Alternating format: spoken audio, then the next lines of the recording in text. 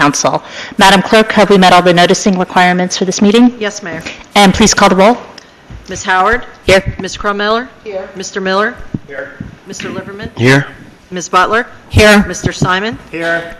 And Mayor Lempert. Here. And now please join me for the Pledge of Allegiance. I pledge allegiance to the flag of the United States of America and to the republic for which it stands, one nation, under God, indivisible, with liberty and justice for all.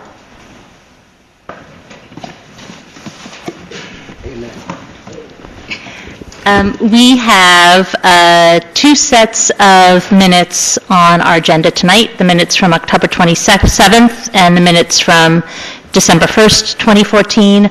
Are there any changes or corrections or comments on the minutes? No, and is there a motion? So moved. I'm sorry. Abstain from one? So moved. Well, I just want to make sure, do you have 100% attendance for both meetings? Ms. Howard was absent on the 27th. Can we vote separately? Yeah, we'll vote separately. And I think I was absent on December 1st. And that's correct. Okay. All right, so let's take them separately. Is there a motion for October 27th? So moved. Moved by Mr. Liverman and seconded by Mr. Simon. All in favor? Aye. Any abstentions? Heather Howard abstains. And for the minutes of December 1st, is there a motion? So moved. Moved by Mr. Miller, seconded by Mr. Liverman. All in favor? Aye. Aye. Any abstentions? And Ms. Butler abstains. All right, and now we come to the portion of our meeting where we have comments from the public on items that are not already on the agenda. And we had a sign-up sheet there earlier. Mr. Hiltner, it's your turn now.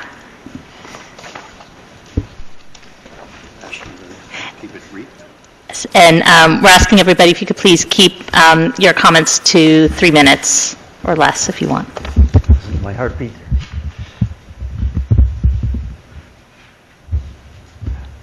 Good evening. Thank you for this opportunity to speak to council.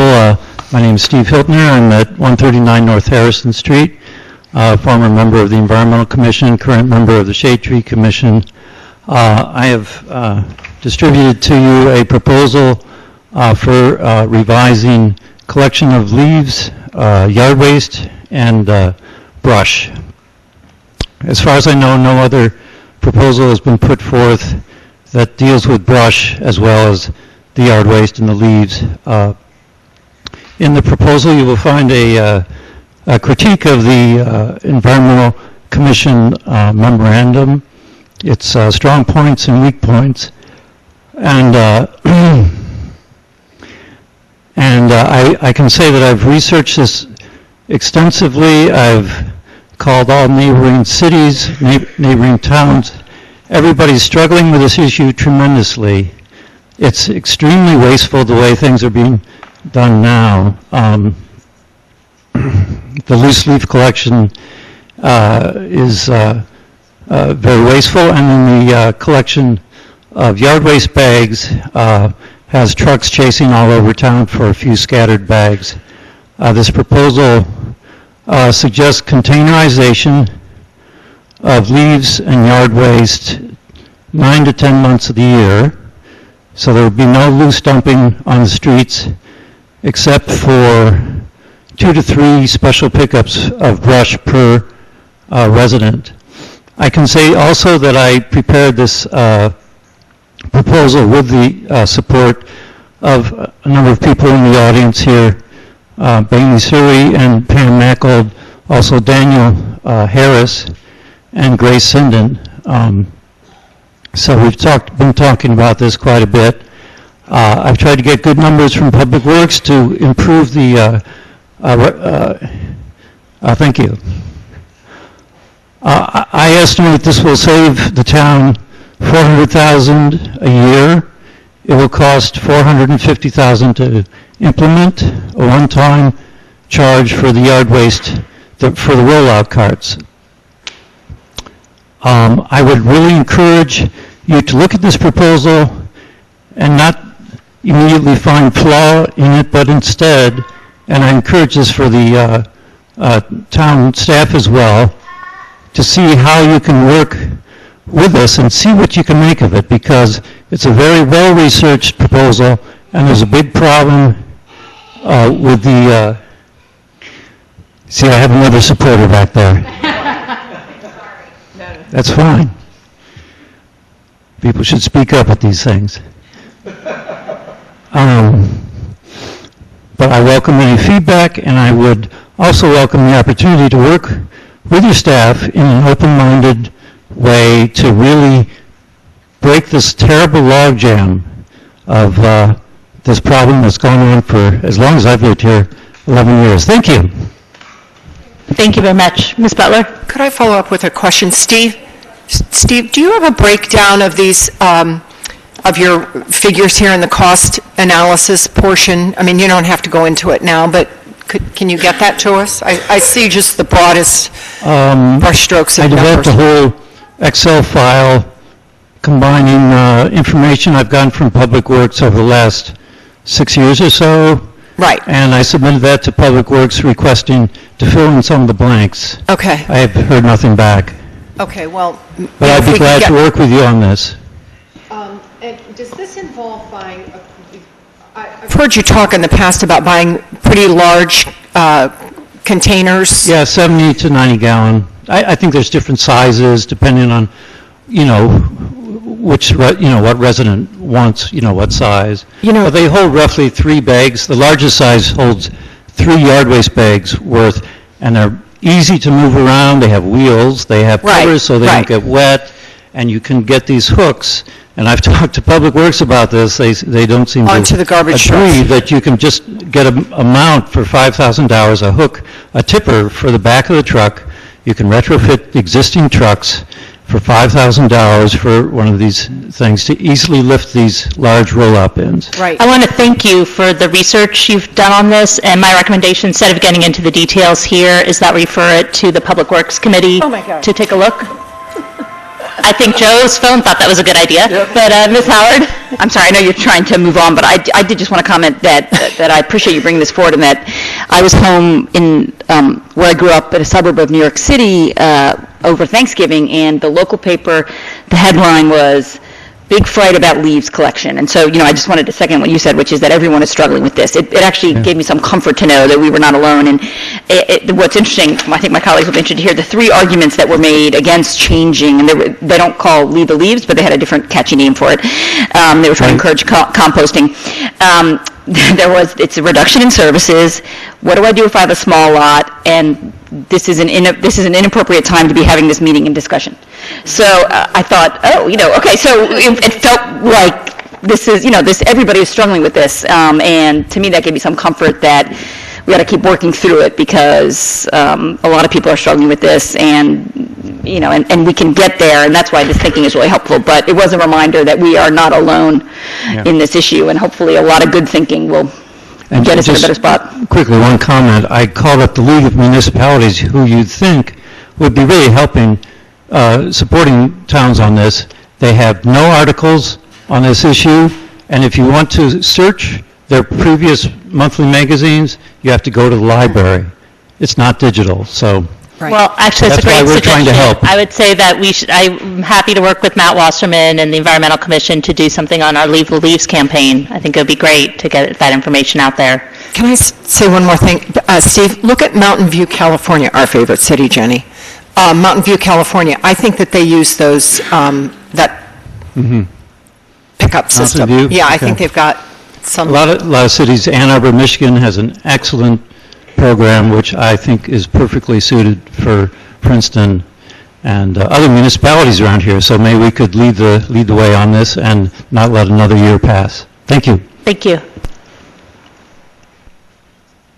I just wanted to make a really quick comment in terms of my support for... Oh, you have to say your name, baby. Sorry, Baby Suri, and just wanted to, add on to Steve's commentary. I'm here tonight as a resident citizen, and just want to ask that the council explore this issue. I think that that's the main thing. I have a lot of confidence in the PEC, and I think there's many people on the board of the PEC who are concerned and very passionate about this issue, and I would just ask that we sort of look at it. I think it's a big issue, both with public safety, of having those leaves in the street, And then secondly, really, there's a mass education campaign that needs to come with respect to people being able to change their heart about the leaves. They're filled with nutrients and minerals, and I think we just view them as trash. And so when we go to look at a solution, I'd like to see some discussion around maybe our looking at them from a different perspective, if that makes sense, so that the solution can sort of take that into account, whatever that ends up being. That's it. I agree. Thank you. Thanks. Hi, I'm Pam Mackold, 713 Prospect Avenue.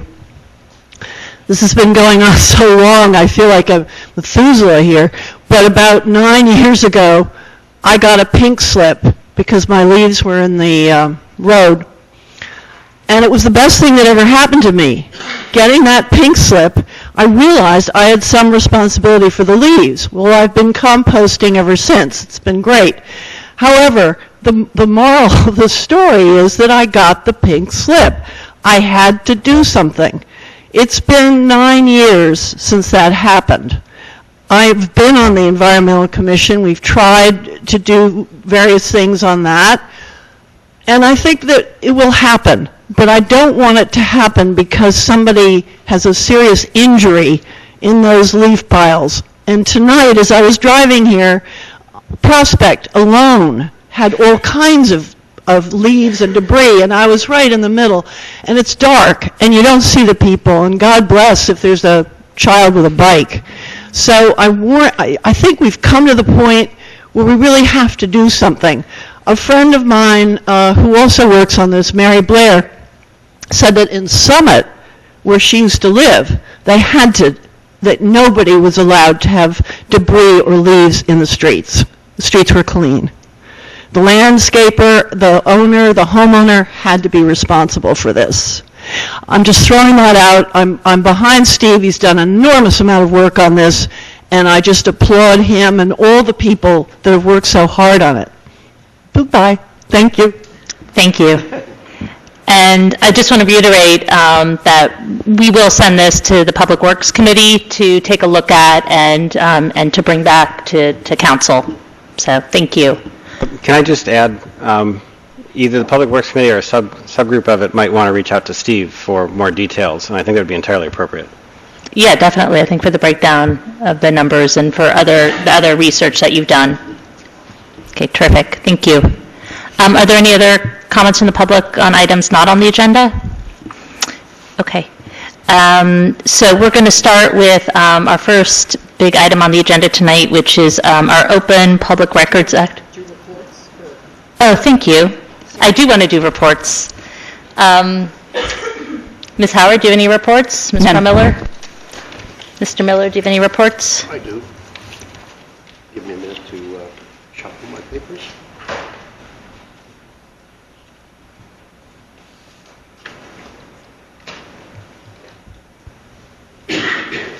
No, I might have. I'd like to report very briefly that Patrick Simon and I, who were appointed to the job of reviewing the status of the contractual agreement between the municipality and PCTV, met with Kathy Monzo last week, and as a result of that meeting, we concluded, and we're recommending to council, and I'll put this in the form of a memo, that we transfer certain funds that we've been holding back to PCTV, and also move ahead with negotiating a contractual agreement for 2014. I realize the year is almost over, but we began this process much earlier on and haven't completed it, and then request a proposal from PCTV for 2015. And that'll all be written up in a note that'll be provided to council. Mr. Liverman, any reports? No reports. Ms. Butler? Yes, I emailed out to everyone on council, I think, the concussion policy. I think, okay, everybody did get that. That was adopted by the Rec Board. Also, we had the first meeting of the Mary Moss Park subgroup, and I think there's another meeting scheduled for early January, and we'll invite Sergeant Murray to talk about some of the traffic issues in the neighborhood. I attended on Saturday, I think along with Jenny Crummiller, the Princeton Futures presentation, and in particular, Ralph Widener has collected a lot of data, so he dropped it off in my mailbox, and so those of you who didn't attend can take one. It was really a valuable presentation, and I wonder if, we find time early next year, maybe even as we talk about our goals and objectives, whether we might not want to have him come give us a synopsis of his report. So that's it. And part of this project is being paid for with funds from the Transit Trust Fund, so that we have a good sense of what the transit needs are for the community. And that's a joint committee of representatives from the municipality and the university. Mr. Simon, do you have any reports? No reports for today, thank you. Okay. I have a few reports this evening. The first one is very good news. Princeton has won another award, this one for affordable housing, and Princeton was the recipient of it along with Princeton Community Housing, and it was from the Housing and Community Development Network of New Jersey, and we were named a 2014 Outstanding Municipal Partner. And Mark DeShield was there to help accept it, and Christy Peacock and Ed Trisselli. So it was a very nice event that they had. Secondly, I wanted to recognize our police force for some of the really great work they've been doing lately. I received, and I don't know if anybody up here has received, compliments on how the officers have responded to some of the recent protests here. There was a protest last week that was put on by students from the Princeton Theological Seminary over the failure to return indictments in the Michael Brown and Eric Gardner cases. And the president of the seminary, Craig Barnes, actually called me to say how spectacular our police force was in keeping everybody safe and managing the protest. It unexpectedly spilled out into the street, and the police officers who were there on site did a really excellent job in managing the crowd and keeping everybody safe and doing it in a really respectful way. And what President Barnes said was that there were the protesters, a lot of the students were extremely angry, and they were just in awe of how they were treated by our police. And I think it was just a great thing to hear, and I wanted to share that with everybody.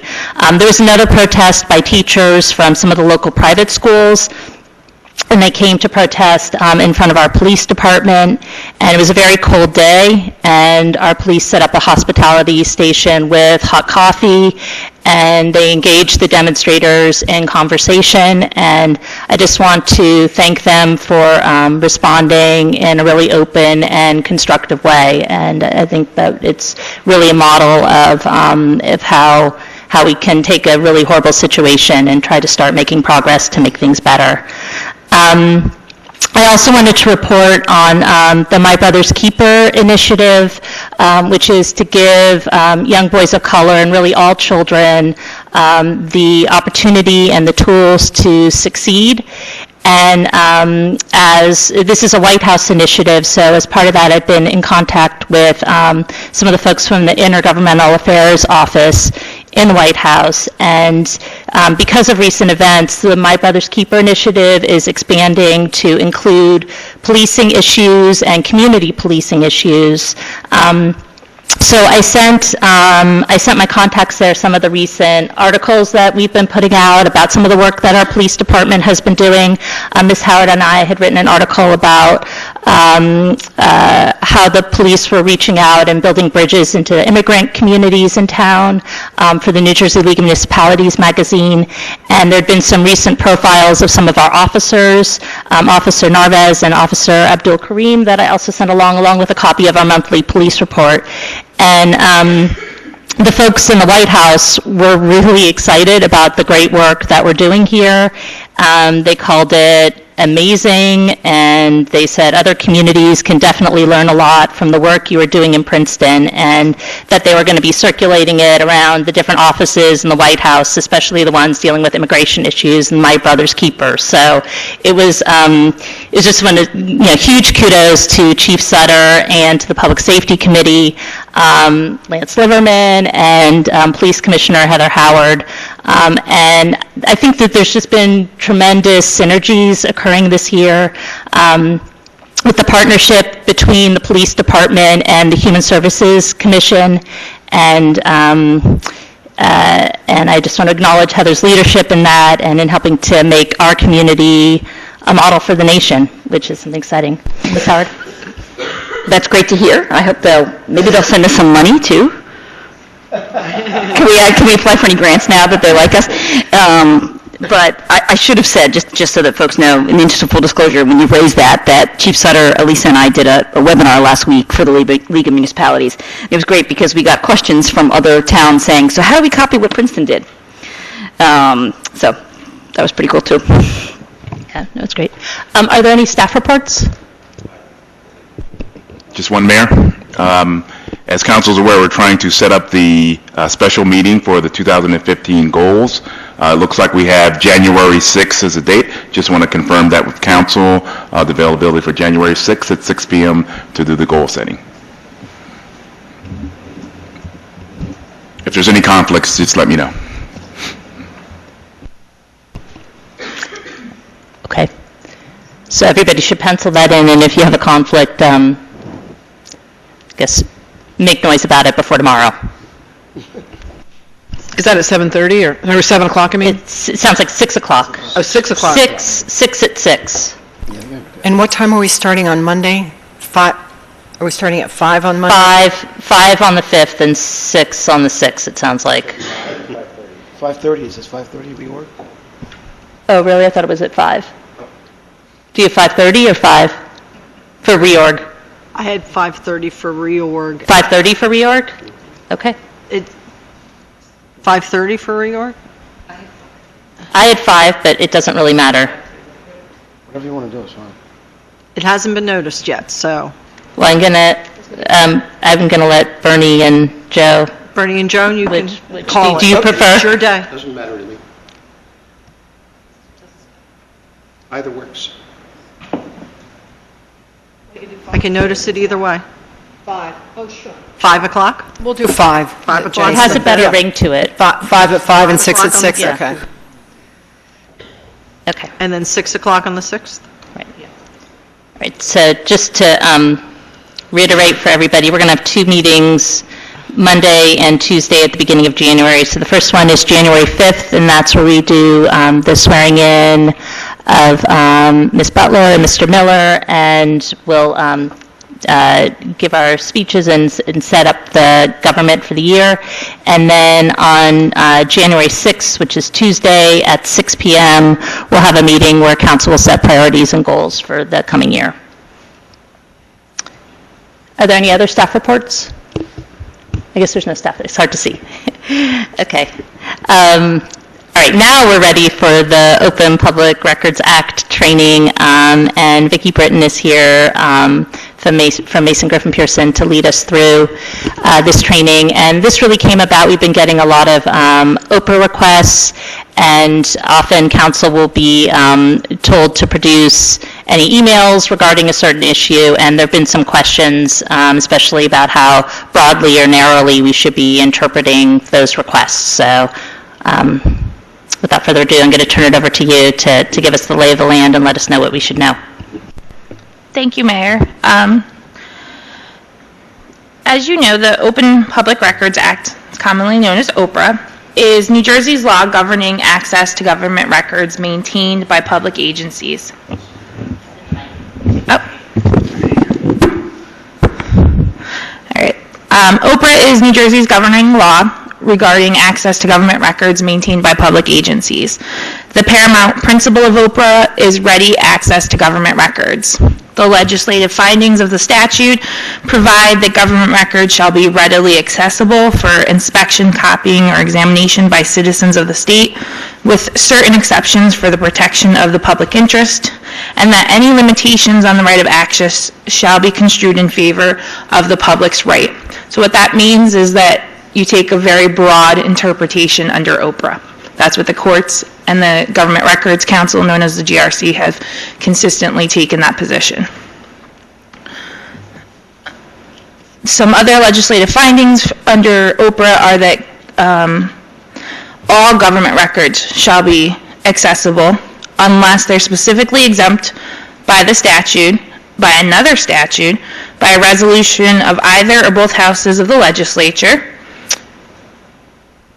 by a regulation that's promulgated under the authority of any statute or executive order, by an executive order of the governor, by the rules of court, or any other federal law, regulation, or order. The statute sets forth 24 specific exemptions.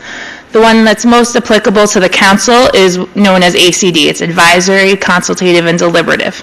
So what that exception is it exempts interagency or intra-agency advisory, consultative, and deliberative materials. And those have been defined as materials that set forth the public agency's thought process, your deliberations, and also also draft materials. So the final document is generally producible. Your drafts that show your thought process, your changes, and such forth are not. Those are exempt. There's a number of other exceptions that I'm not going to go into because they're really generally not applicable to the governing body. They're mainly for the staff. And we are planning on doing a staff training in January, so I will go over it with the staff. One of the other paramount principles of Oprah is that a public agency does have a responsibility to safeguard the citizens' right to privacy. So there are certain information that the government may collect that may not be disclosable to requesters. The statute sets forth 4 items, and there's others that generally fall into this reasonable expectation of privacy. The statute sets forth that Social Security numbers are to be redacted, driver's license numbers, credit card numbers, and unlisted telephone numbers. Some other information that generally tends to be redacted are date of births, financial or bank information. If somebody sends in a check, we'll redact your account number generally. Those are the types of information that citizens generally have a reasonable expectation of privacy. And there have been recent decisions as to email, and I'm kind of jumping ahead here, but public agencies often collect email addresses. It's pretty standard now to ask for a citizen's email address. For years, the take on it was that was an individual's personal email address, we would redact that. However, there was a recent decision that, I think in the last year or two, that the court said you don't have a reasonable expectation to your email address. That is, public information. People give out their email addresses all the time. And so, for that reason, we can no longer redact email addresses. Jen, and as the mayor mentioned, we've been getting a lot of Oprah requests where we've been asking the council and the mayor to produce a number of emails. So I set forth in the memo that I had given you sort of the step-by-step process that the clerk, often with our help, goes through to try to address an Oprah request. Really where the mayor and council comes in is step number 5, determining what records are responsive. And that's a little tricky because you have to determine what's a search, which is what Oprah requires you to do, and what's research. And you're obligated to search your files, but you're not required to do research. So what that means, if you can tell from the face of a record that it's responsive, then that's a search. If you have to read a document to determine whether or not it's responsive, or if there's no ready way to determine what records are responsive or where they're located, then that is research. And you are not required to create a record in order to respond to an Oprah request. So what does that mean for the mayor and council? When Linda forwards you, or somebody from Linda's office forwards you an Oprah request, generally the requesters give you a pretty specific range, topic, in information that they're looking for. If the requester hasn't, generally Linda will have a discussion with our office, and we'll try to narrow it down as much as possible, and we'll try to give you search terms, try to give you a more specific idea of what to look for. And to the extent that we're not doing that and you have any questions, don't hesitate to contact Linda or I. We're always ready to help and help you guys figure out what the requester is looking for. Can I ask a question? Yeah, go ahead. Okay. Since we all have Gov email addresses, we also have personal email addresses, and I understand that Oprah requests apply to both. But doesn't it make sense that the clerk or someone else would just do all of our Gov email addresses rather than have each of us do a search? That is a policy that we can certainly implement, and I would, recommend. I know that's in place in some of our other municipalities where at the beginning of the, calendar year, the council and the mayor will provide the clerk's office with their password, and they will only use it to access your email for the purposes of Oprah requests. They'll do a search in your email and print out everything that's responsive to that request. That is definitely something that if the mayor and governing body are interested in, we can implement that policy. That would save you guys a lot of time. It seems like it would save your office a lot of time too, because then you don't have to go through each, 6 different versions and decide which ones were already covered by, because this one put it in, so it seems like a lot easier. And I think everyone should understand that our emails are not private. As a member of the IT committee, people, I don't know who has access to our emails, but nobody should think that their government emails are private. So I don't think we don't need to give our passwords. I think Bob McQueen has, he can just do it. Last I spoke to Bob, he didn't have the ability right now because you would switch to Outlook to search, but he was working on that with Microsoft. I don't know if that issue's been resolved. It's been a couple weeks. Okay, that's pretty serious, because I think it's by law we're supposed to be keeping somebody else is supposed to be keeping those, not us, right? I mean, I thought. Well, I thought.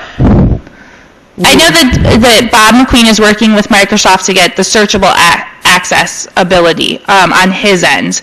As of right now, we don't have that, so I would recommend giving your passwords to Linda or her office so that she has the ability to access it just when Oprah request comes in. Again, she's not going to be accessing it for any other purposes. She's not going to be reading her emails.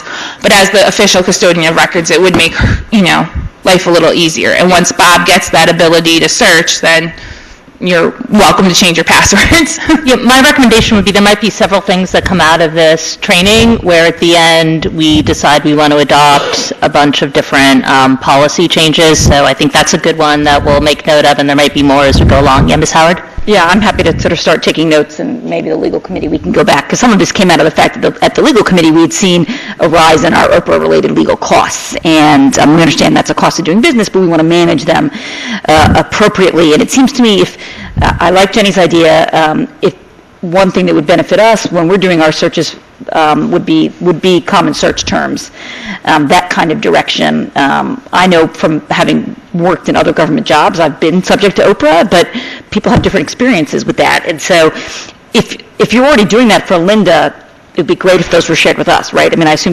there's a disconnect there, because I don't think we've ever gotten that. And so that would help. One reason I like Jenny's idea too is that we want to get at uniformity.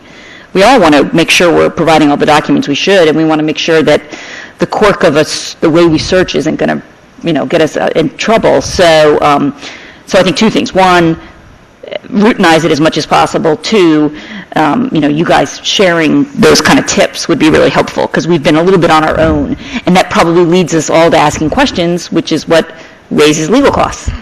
So the more we can routinize this, that probably will help us with the legal bills. Yes. But just, Heather, if I could, just to add on to that, it wasn't really the Oprah requests of us that have been the biggest cost. It is the ones that call for a large amount of data, and as you said, where we can't include the Social Security numbers and they have to be redacted by hand, and et cetera. It really isn't It hasn't been the request of us. We've not had, we've had one or two, and they haven't been particularly onerous. In fact, we just have been a little rusty in terms of... That's right. That's exactly right. We want to make sure we're getting it right, because we felt like we all didn't have the same understanding. But that's right. It sounds like the fact that you're doing a staff training is really good, because the staff are actually bearing the brunt of most of this, right? And I see Mark shaking his head, so, yeah. Yes, they are. I have a really basic question. Yes. So what's to prevent, we live in a small community and we have relationships with a lot of people, so if someone just asks us for something, for a document, can we just give it? What would force someone to go through a formal Oprah process as opposed to just asking for something that we'd likely give anyway? Well, the reason's a couple-fold. If they file an Oprah request, we can keep track of what's been requested, who made the request, and make sure that it's been complied with as set forth under the statute. Secondly, Linda is named as the official custodian of records as the municipal clerk, and it's her responsibility under the statute to respond to Oprah requests. So this way she can make sure that even if you're doing it, that at least copy her on the email so that she knows that it's been satisfied. And it just adds consistency to the process if there is a formal Oprah request. They don't have to use the official form. They can send Linda or her office an email and just ask for, a record. But you're also making sure that the correct version of the document, the official one, is being disclosed. I've often seen drafts being sent mistakenly as the final because there's so many versions of ordinances, resolutions that are going back and forth being tweaked that often the incorrect version will be disclosed because somebody will accidentally attach it to an email. So you also prevent those sorts of mistakes from happening. Thanks. I think I can imagine that it's also a courtesy, particularly if it's communication with colleagues on council, that everybody knows that it's being requested and given, correct? Yes, and that as well, Ms. Butler. Yeah, I wasn't talking so much about sharing emails with people, but if it were, a planning document or something else where, many of our documents are already on the website, and I actually was involved with something over the weekend where somebody was requesting, they'd put in an Oprah request for something that was actually on the website. So it's, and sometimes it's just, there's a lot on the website, and so for something like that, I just wanted to make sure it was going through the official channels too, since we had a formal Oprah request, but I don't think is there anything wrong with giving it to them in the meantime if it's already there and then going through the formal process too? No, there's nothing wrong with giving it to them, especially when it's on the website. I will say the courts in the GRC have not caught up with technology. So at this time, it's actually improper to refer someone to the website, even if the information is already there. You still need to produce it. And I feel like as the courts catch up to technology, that will change, and especially as more and more municipalities and public agencies make records available. There is so much available on Princeton's website that as that sort of carries over across the state, I do believe there's going to be a change, but as of right now, we can't just point someone to the website. We do actually have to append the document to an email or give them a hard copy, and then we can always say it's also available online and give them the website. Can I have a question? Oh, sorry. Yeah, Ms. This Kremiller. this brings up another subject when we're talking about the cost of all those Oprah requests. If we had a website with a lot of the documents online, that cost would, of course, we'd have to bear the cost of putting the documents online, but we get rid of all of that because people they can just go to the website. They don't have to file an Oprah request. So I'm just Jenny, putting a little plug. I don't think that the type of stuff that is running up the cost on these is the type of stuff we would necessarily put on our website. Mark? It isn't. I don't. Public documents, I would argue, the more the better on there if they're public. What you tend to have, and I think one of the ones where you run into most problems are emails, correspondence going back and forth versus public documents. Right. Then I'm only talking about documents. That if it's public information, then the only barrier to getting it is that someone has to come in and file an Oprah request. So why do we want It's not, though. It has to be redacted. Heather, can you help me out here with the conversation that we had with Trishka? Some people call and they're looking for they called it a data dump, and we have to go through record by record Did you look through the list of I things, did. Mark? I mean, some of the So things- some of them are pretty tedious. We just would not have it on our website for any useful... Or before you put it up on the website, you would have to redact it. Right. And so you would be probably doing that for too many documents in the hope that maybe some of them would be, Right. you'd avoid an Oprah for. But So there were that's the some, balancing, like the yeah. liquor licenses, that seems like, liquor licenses seem like something that could be on the website. Not driving up our costs, though. That's not, that wouldn't be one. But yeah, we could have that That on was, the... I mean, there were quite a few requests for liquor licenses. Right, information, correct. Mr. Lerman, do you have a question? Yeah, Vicki, thank you. My question was, sometimes I know that when we have Oprah requests and we look and see an email or some communication that we maybe find some information on, and then there's a trail of maybe 15 emails, that corresponds to other things. Do we just forward you the one page of information that one is looking for, or do we forward you all the 15 correspondence over the past 6 months or whatever of that email transaction? This is another instance where, again, the courts and the GRC haven't caught up to technology, and there is no, as of right now, definition of what constitutes the record. Is each individual email a separate record, or is the totality of the email chain the record? The view that we take at Mason Griffin is that the entire email chain is the record. Now, I will say we will review the record, and if portions of that email chain are non-responsive, then they're non-responsive to the request, and they may not necessarily be turned over.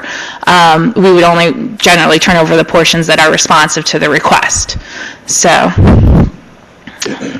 and Thank you. while we're on the topic of email, unless somebody else has a question, as Ms. Crummiller pointed out, you have no confidentiality in your government emails.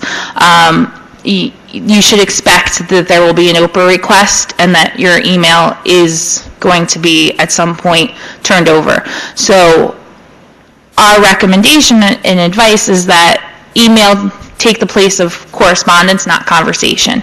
So if you need to discuss something with another member of council or with Linda, Mark, pick up the telephone and have that conversation.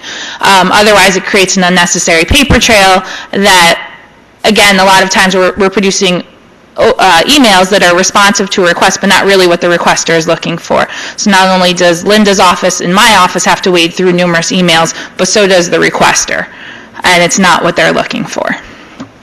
And as for your personal email accounts, while those aren't generally subject to Oprah, if you are doing government business, transacting government business on your personal email accounts, those emails are then subject to Oprah. So again, I would recommend that you limit your Princeton business to your Princeton email account and not your personal email account.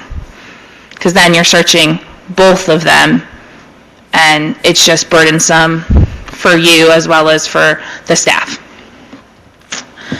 Another interesting topic with Oprah is text messages and social media messages, so Facebook, Twitter. Again, the courts haven't made a decision on that, but the GRC did come out with a decision earlier this year where they made it clear that text messages and social media messages, specifically Facebook messages, are government records if you are transacting government business on them. So you would have to produce those if they're responsive to an Oprah request. So again, think twice before using those, not because you have anything to hide, but because it creates additional paper trails and is additional records that have to be produced. And they're often the most difficult ones to produce. We recently had an Oprah request for text messages. Bob McQueen reached out to Verizon, and Verizon only holds text messages for about a 30-day period. So this went back to, I believe, the spring. We were unable to produce text messages because we don't have a server that would store them internally. Our carrier doesn't keep them for more than 30 days. So that leads into a question of whether, if you're transacting government business on your cell phone and your text messaging, do you then have a responsibility to keep a copy, whether you do a screenshot and hold on to that or not? you probably very likely have a responsibility to do that. So it's another additional burden on you to be, keeping records and having to produce them. Can I respond to that? Because I want to push back on that a little, because text messaging and emailing are super efficient uses of communication, and that's why everyone uses them. And so rather than having us not use them because of the burden, maybe we should figure out a way to deal with it. I mean, it just doesn't seem right to me to be saying, don't text message and don't email because it will create a record. For one thing, a record, I mean, how many Oprah requests have we gotten? We don't get that many of them. And it just rubs me the wrong way to hear, don't use email or text because it's creating a record. It sounds like you don't want to create a record. And that's not a good thing, is it? No, it's not that we don't want to create a record. It's additional records, and it's more difficult to respond to the Oprah request, and a lot of times we don't have that information. But it's telling us to give up our convenience because we might have to respond to an Oprah request, and so we're going to change our way of communicating to conform to the need, to the problems of Oprah. And I think that's a problem. It's, and I'm not discouraging your use of that, and I'm not saying that you're doing it. I'm saying it's a problem that's being created, but I feel like it's probably a problem that's going to evolve over time, because I think email is better often than phone conversations because there is a record and there's no ambiguity about what was agreed on or what was, it's just a great tool. It is, and we all use it, and I can say I'm guilty of it as well. I would just, encourage you then, if you're going to use email and text messages, to make sure that you're keeping your records in accordance with the schedule that's set by the state for retention of records. So how long do we have to keep them? It depends on where it sets out. It's a very complicated schedule. I can, generally say I think it's 7 years for correspondence, Linda. So council members are personally responsible for keeping any record that we produce or, from our communication for 7 years on our personal computers? That's the law? Well, I just want to be clear. You don't personally have to keep it. The custodian of records has to keep it. So your responsibility is to make sure that you get it to Linda's office. Okay, that's what I'm asking. Mm-hmm. So if you, take a screenshot of your text message, because as I've told you, Verizon only keeps it for 30 days, and send that on over to Linda.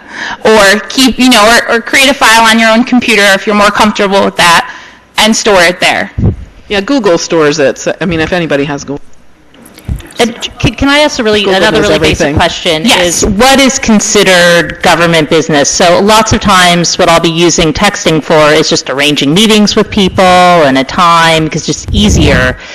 But I haven't kept it for the past 7 years. So I don't even know how to keep text for that long. So, but would that be something that would be concerning? If it's not substantive, I wouldn't consider that substantive, but maybe it is. I will give you the legal definition and then the practical answer. Legally, any record in which you deal with government business, where it's as simple as scheduling a meeting, is official business, and a record should be maintained. So going forward, I would recommend that happens. Practically, it's very difficult to do. And so, again, that's practically, I think it's almost impossible to do unless you're very disciplined and you are taking those screenshots and saving your text messages somehow off of your telephone. And I'm not very technologically savvy, so I'm not sure exactly, besides taking a screenshot and forwarding that to yourself, how else you can save a text message, but I'm sure there's ways to do that so that you can send it from your phone to your computer. But to answer your question, everything that involves government business should be saved. I do have a couple questions on what you've mentioned so far. You mentioned that draft documents are not considered records. What about emails that are part of putting together a draft? Is that email correspondence considered, therefore, a record that should be revealed, or is that considered a draft that is not? The email transmitting the document is generally considered a government record. I will say, though, if there are your thought processes or your deliberations in that email, it would generally fall under the ACD exception, so it would not be disclosed. But if it's a simple transmittal of the draft document, then yes, that would be a government record that's disclosable. Oh, well, that's fine, but you are saying if the email is discussing the draft and is essentially reviewing it, that is considered part of the draft process? Yes, it is. Okay, thank you. Another question is, does the OPRA have essentially the same exclusions as the Open Public Meetings Act in terms of if an individual has a right to privacy with respect to whether they may be considered for an appointment and that kind of thing, then a corresponding email or document in OPRA would have the same kinds of restrictions, or no? I will say that OPRA does have an exception for the reasonable expectation of privacy. So if a citizen has revealed information to the agency, then it's generally redacted. I think in terms of your question for an appointment, I think that would fall more into an ACD exception, which is advisory, consultative, and deliberative. So you would be discussing, somebody's voluntary appointment to a board or a committee. Then I believe that, generally that would fall under that exception. So if I'm working on something with another member of council, and I clearly identify what I've put into the email as draft, then it is not operable. Is that the conclusion I draw from it? Yes, that's correct. Just to carry that thought forward, though, whether or not identify it as draft, if it is in fact a discussion of a draft document, it is not operable, correct? Yes, that is correct. Mm-hmm.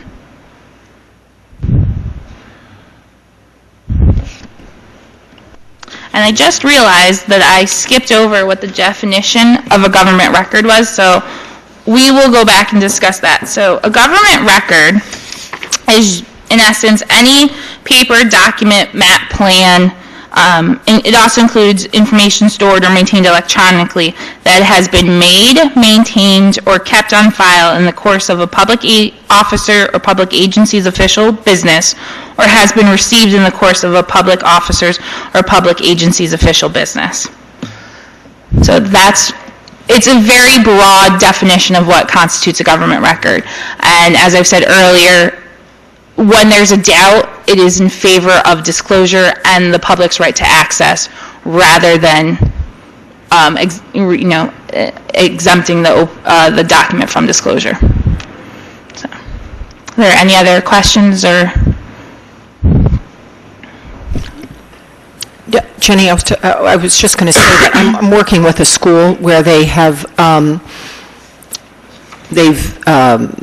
banned text communications between faculty members and students, and they've used another system that can all be recorded that they're supposed to use instead, and they've gone to an email system where nothing can ever be deleted. So they have every record if you use the school system. So there is technology out there that would capture all this.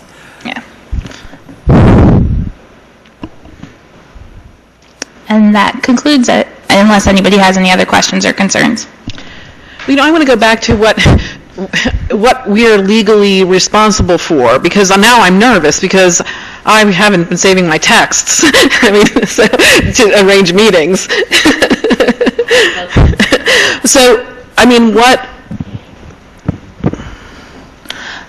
is it, my responsibility or the records custodian to do my texts?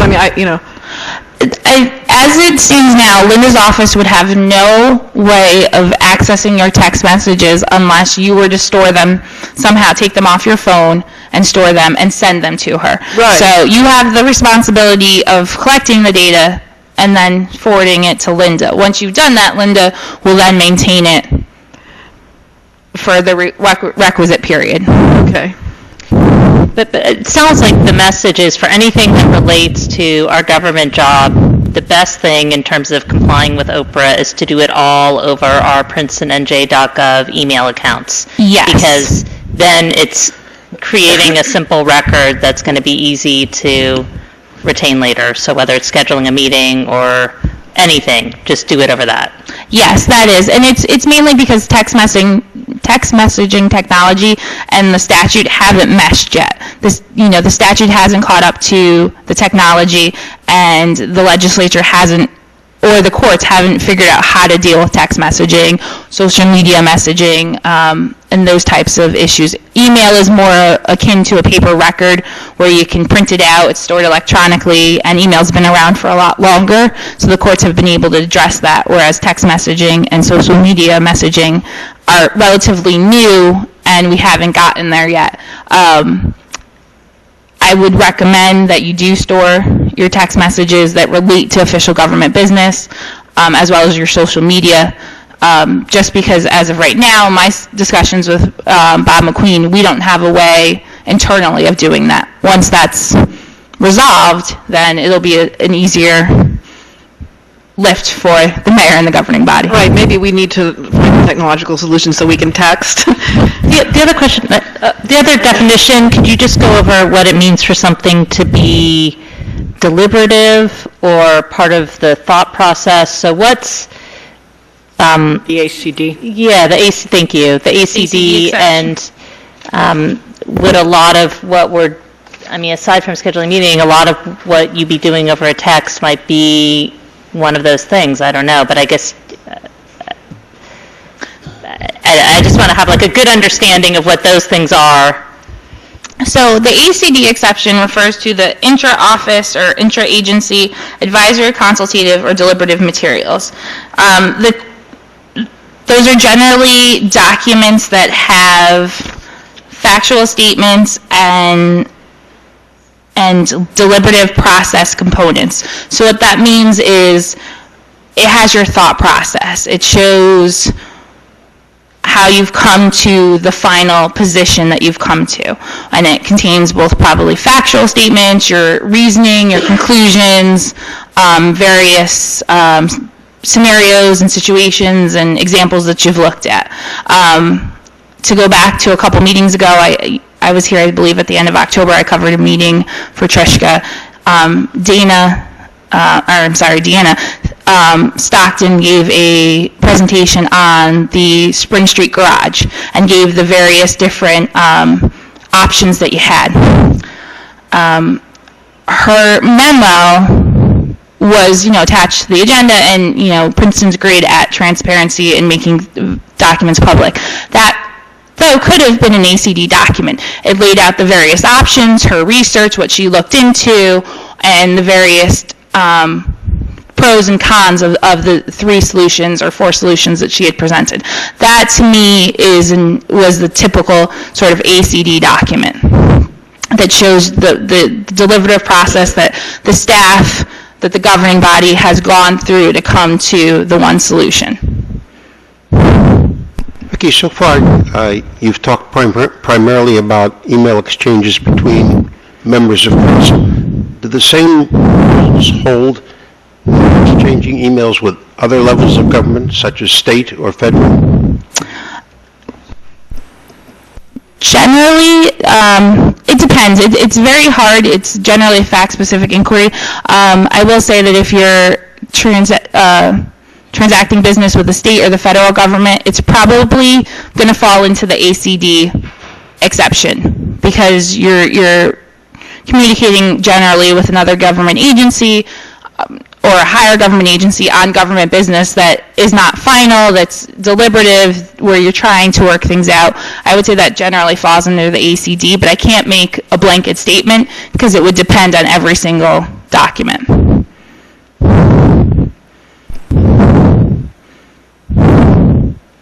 Ms. Butler? What about video recordings? Because most people have apps on their phone. You can record someone. If you do you need to save those? Are they also operable? Yes, video recordings are operable if you are audio. They're recording. You can record people without their knowledge, correct? Yes, and if you have any recordings of any meetings or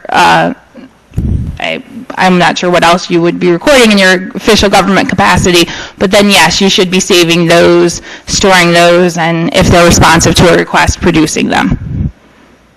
we see more audio and video recordings in the context of the police department with traffic stops, and things of that. That's generally when we're producing audio and video recordings. And we don't get too many for your meetings because they're available online. And all the correspondence with the attorney is exempt from all of it? Yes. Pretty much, yeah. I will say that if I haven't come across an example where it hasn't been attorney-client privilege, but if you're using it to circumvent Oprah, then no, it would not, gain the protections. But yeah, generally your correspondence with our office is, protected. Thank you. Are there any other questions? Okay, thank you. That was very informative. Can I get a show of hands how many people are here for the ordinance on the hours of operation? Okay. And then I'm just going to ask, do you know, for those who are here for that, do you have friends who are coming who are not here? Because it's still pretty close to 7. I just want to make sure before we start that everybody's here who'd like to participate. Just want to look around and raise your hand if you are thinking somebody should be here who's not. Mayor, maybe we could talk about the meeting schedule. Yeah, that's and then skip the other stuff and move that up, but just spend a few more minutes, because we should get through the meeting schedule in 5 minutes or something. That's what I was going to recommend, but I just want to make sure that people are here, because I don't think that's going to take very long. Okay, so why don't we talk about the calendar for next year, just so that what we have on for reorg is going to work for everybody. There are a couple dates here. We've already talked about reorg on January 5th. I wanted to see for January if the 27th would work instead of the 26th for folks. That Tuesday instead of Monday. Yeah, fine with me. Why? Is that a holiday? No, but there's Princeton's being recognized. Westminster's having a big event that night that I think folks might want to go to. And I can't do the 27th, but I won't be offended if you go ahead without me. Okay. And can other folks make the 27th? Okay. Well, I don't know. Maybe we just keep it on the 26th then. And then there was another date. September 14th is a holiday. Does that work? It's Rosh Hashanah. Does that work for to move that to the 15th, or to move? We could have a meeting on the 21st if Monday's better for folks. I'm sorry, what day are you looking at? This is in September. The 14th is a Jewish holiday. So one option would be to move the meeting to Tuesday the 15th, and the other option would be to move it to the next Monday and have it on the 21st. Although if we had it on the 7th, is the 7th also a holiday? It looks like the 7th might be Labor Day. It is. Yeah. So one option would also be to move it to the 8th. Pardon? One option would be to move it yeah, another option is the Tuesday after Labor Day. I don't know if we get criticism for that, of that being hard for folks to make that meeting. Not always, but it's just a lot of, people might still be on vacation. My recommendation, if we're going to move it, would probably be to do it on the 21st. I can do any of those dates. Okay. All right, so, or the 15th, is that better? Then we keep them more evenly spaced? And either day is fine. Is the 15th? There's All right. something to be said for that. Why don't we plan for the 15th, because then we don't go for... 4 weeks. Exactly, that's my Right. concern. So why don't we say September 15th? And Linda, can you send this back around to us with these new ones? Thanks. I think that was the only change. So keeping it the 26th of January, so 27th. Yep. And we looked at all the holidays. Yeah, because, well, And we added this. yeah, Yom Kippur. Oh, no, there's another holiday here, which is October 12th, which is Columbus Day, and I don't think that's a municipal holiday. So I don't know how folks feel about meeting on Columbus Day, if that's a problem. I actually think it's Heather's birthday, and that's why it's red. We have a family celebration on that night. You do? No, I'm just kidding. All right, so, okay, so we'll keep October 12th. I think we met. I think we October actually 12th of did this meet. year, right? We did meet on Yeah. Columbus Day this year. I did get one complaint about it, actually. You did? Yeah, but if it works for council, I think there's something to be said for keeping our meetings regular on Monday as well. All right, I think those were the only conflicts that I see. And Mayor, have you looked at Yom Kippur as well? Is that, there was no conflict? That's the That's not, they're not 7 days apart, so be if okay. one's on a Monday, the other one's September not. 22nd is Yom Kippur. Yeah. Okay. And Rosh Will the Hashanah. clerk circulate a memo with these dates, please? It will be, we'll vote on it at reorg. Before voting on it, Before, can you please circulate a memo? And I'll also send a memo with the dates of the Mayor, last year I mentioned the possibility of scheduling more meetings, of looking at meeting perhaps 3 times a month. Our meetings have gone inordinately late, and I'm wondering if we added a meeting, whether we wouldn't be finishing at a more reasonable hour. And I don't know, you know, I thought there was some agreement on that last year when we discussed it, that there would be the expectation that people might miss meetings, but that might be a better solution than having meetings that consistently go past 11 o'clock.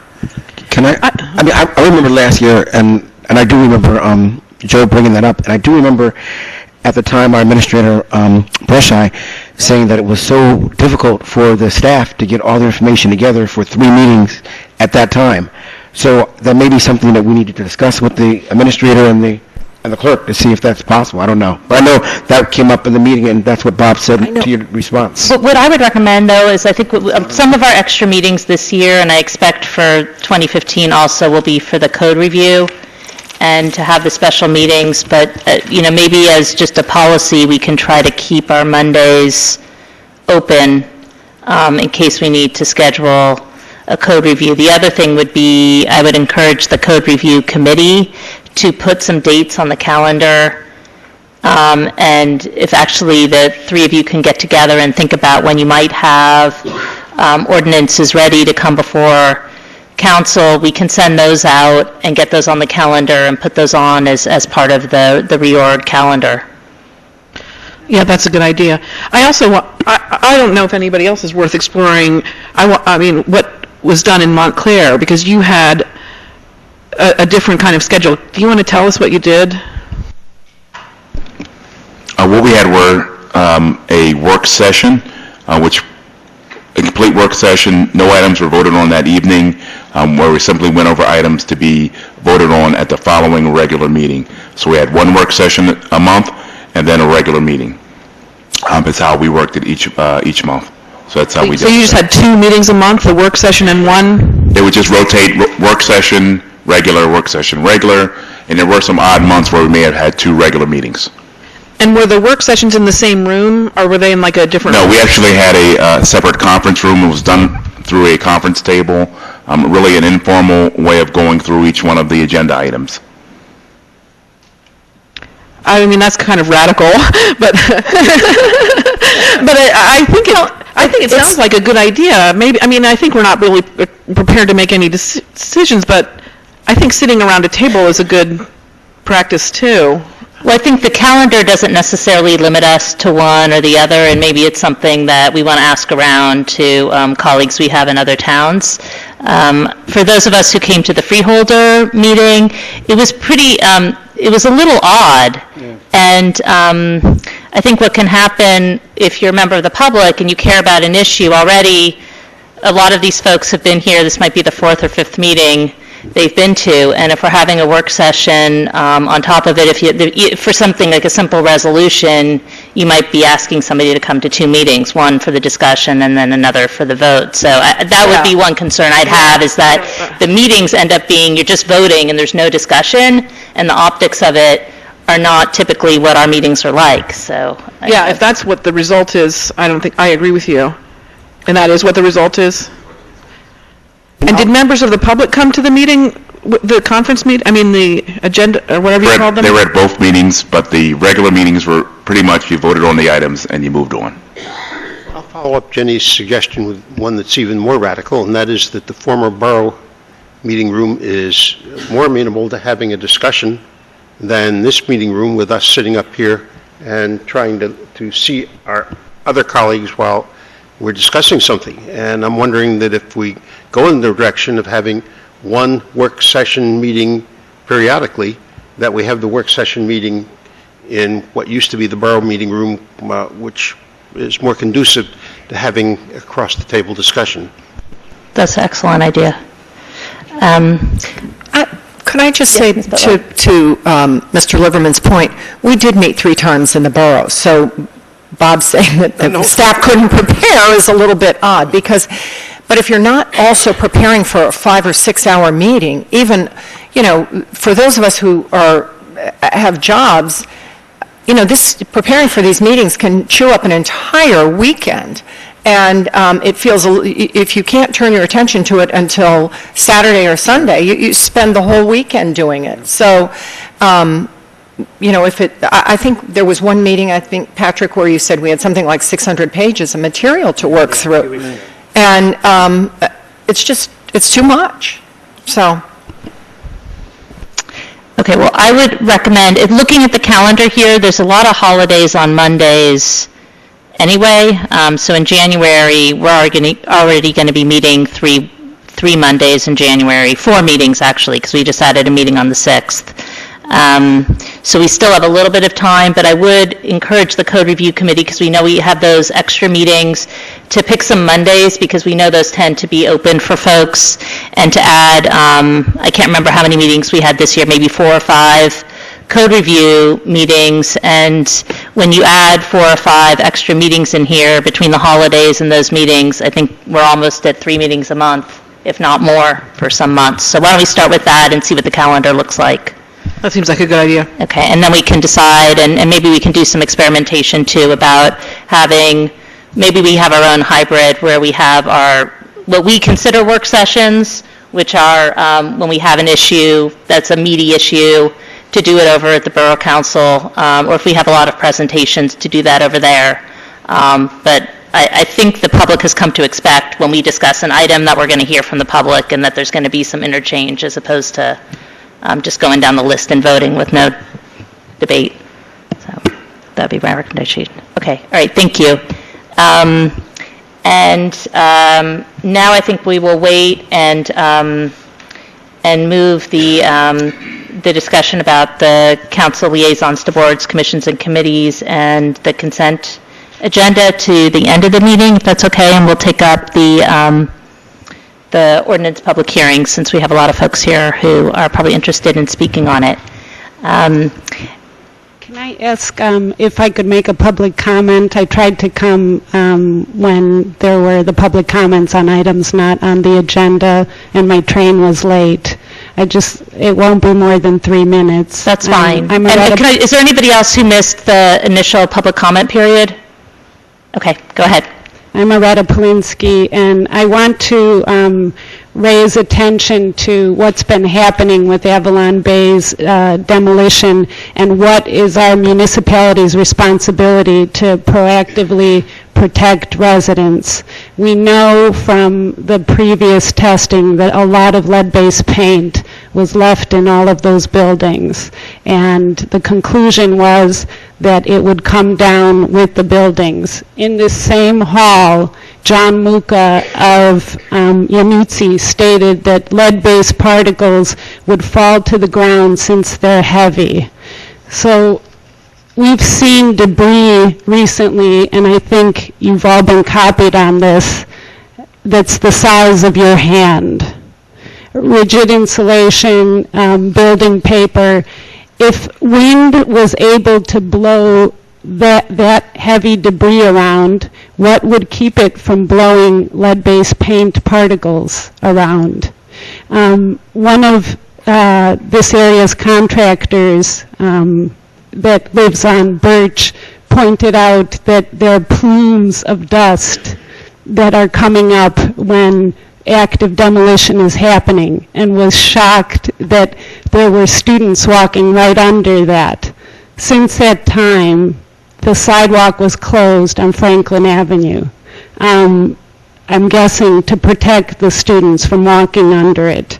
The mural that was painted by children with bees on it is not protecting the children that walk past there.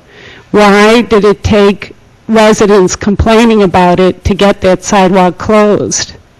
Now we're going to be hearing concrete being crushed, and it's the same concrete that wasn't going to be tested for PCBs. What is going to keep the PCBs from becoming airborne in this densely populated area? And then finally, what is our municipality's responsibility in reporting in detail on the monitoring that's going on? And I'm specifically talking about the noise. I know I'm exchanging voicemails with Jeff Grosser, but twice in the past 2 weeks, and I live 2 blocks away, I called in the morning because the noise was so loud 2 blocks away that it couldn't possibly be 65 decibels at the perimeter of the site. And later one of those days, I stood between Maple and Franklin Terrace with a device that measures for a period of several minutes. At this point, there wasn't active demolition going on anymore. It was simply the machines moving the debris around on the ground. For the period of several minutes, it was above 65 decibels the entire time. So I think it's time to have a meeting, to hold a meeting with all the residents in this area. There is a lot of frustration with what's going on. There are more issues, as Bob knows, in the string of emails, but I'm just highlighting some of the key ones. Thank you. Thank you for coming and raising those issues. I'm going to turn it over to Bob Kaiser in a second to help address. I know that Jeff Grosser, our health officer, has been monitoring the site and has been working closely with Mercer County on the noise issue in particular. And we do thank the residents for bringing those concerns to us so that we can help address them. But I don't know, But Bob, why is it the residents that need to do this? We have people on the staff that are going there regularly, correct? How is it possible that a resident has to see debris coming down like confetti and this wasn't seen by anyone?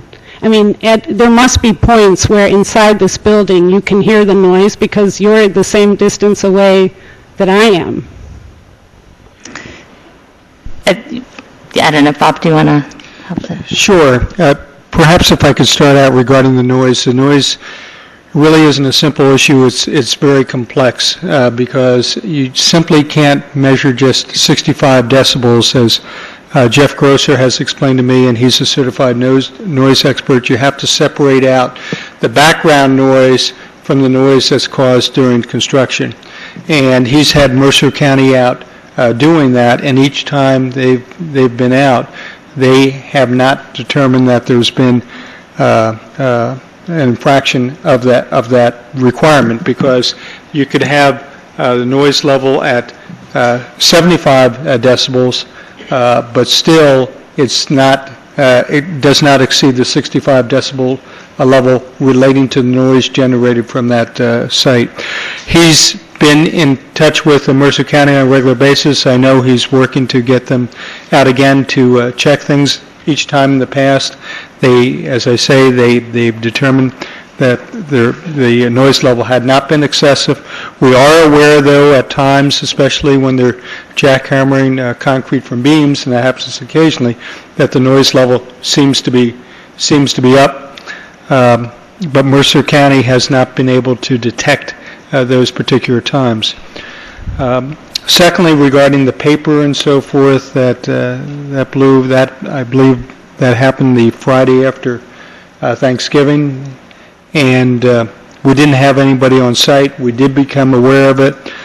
We had spoken with Avalon Bay. They've gone around. They picked that material up. They have a constant wet down procedure occurring. That's wetting items down, and if there's not a very windy day, that wet down procedure seems to work quite well.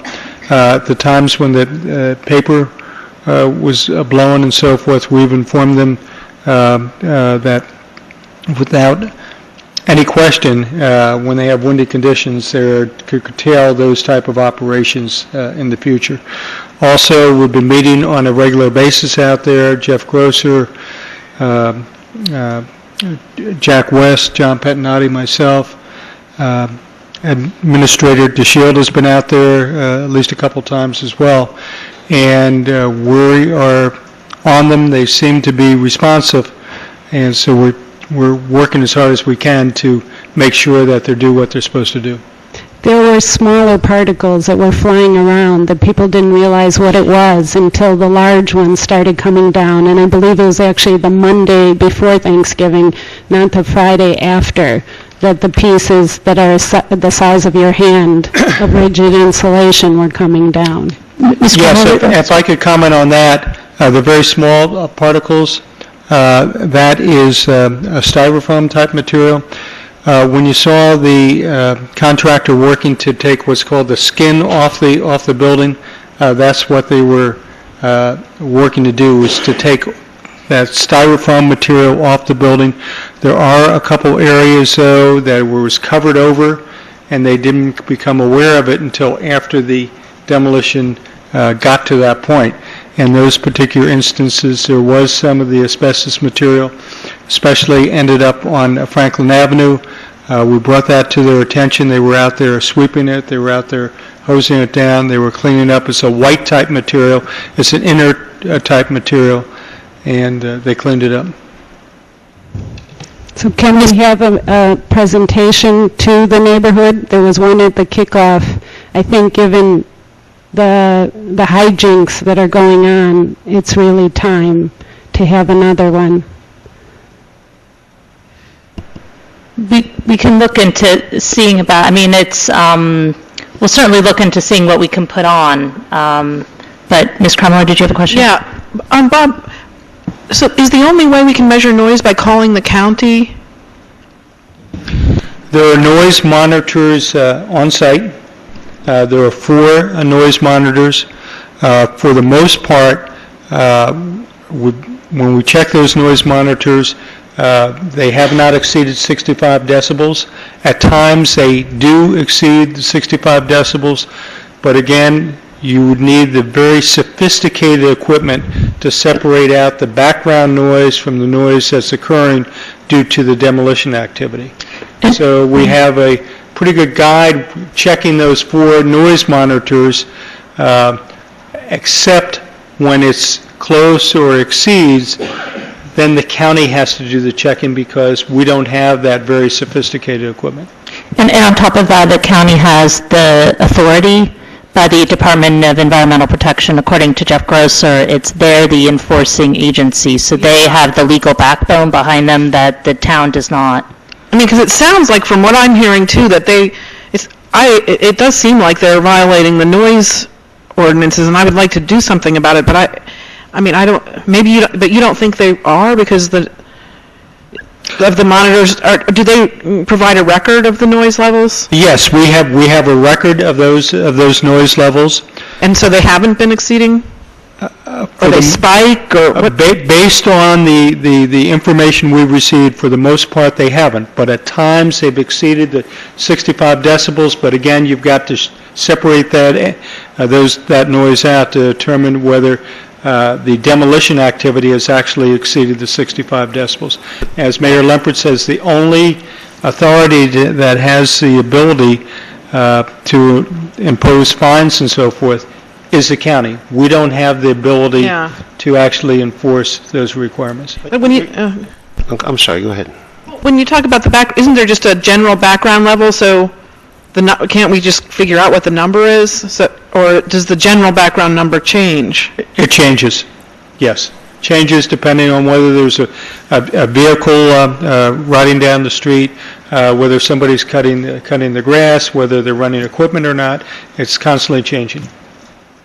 But it seems to me, Bob, that if we put a monitor, let's say a couple hundred feet away from the demolition site itself, and measured the ambient noise at that monitor, and then took an average of the ambient noise, you might be able to at least get an indication of whether what is happening on the site is 65 decibels above the ambient.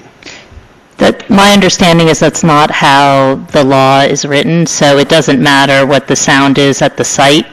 What matters is what the sound is at the person's residence who's putting in the complaint. So it's, unfortunately, the law is not as stringent as one would hope, and you do have to subtract out the background noise. But, the good news is that Jeff Grosser has been extremely responsive, and he is working with the county, and they're coming out with a fair amount of frequency. And, I think Avalon Bay knows that we're certainly taking a lot of measurements, and that the noise is a concern. So, Thank you. Thank you. And I know there's a lot of questions in the neighborhood, so I think putting together a more detailed presentation I think would be helpful. And thank you for suggesting that, and we'll let you know when that gets set up. Can I ask one more question? Ms. Butler. Are the air monitors continuing to, I presume you're continuing to check the air monitors and they're meeting the regulations? And even when this debris was flying around the neighborhood, did that not register on those air monitors? We have 4 air monitors that they are continuous operation on site, and they've been fully in compliance with the requirements. Meaning they're at that less than 50% level? You'd been reporting that the air monitors were showing that they were less than the 50%? Yes, exactly. And that's what they're set at, is the 50%, and they have not exceeded that. Okay. And those are monitors of particulate, is that correct? I'm sorry? Those are monitors of particulate, but not specific substances. That's correct. Okay. All right, thank you.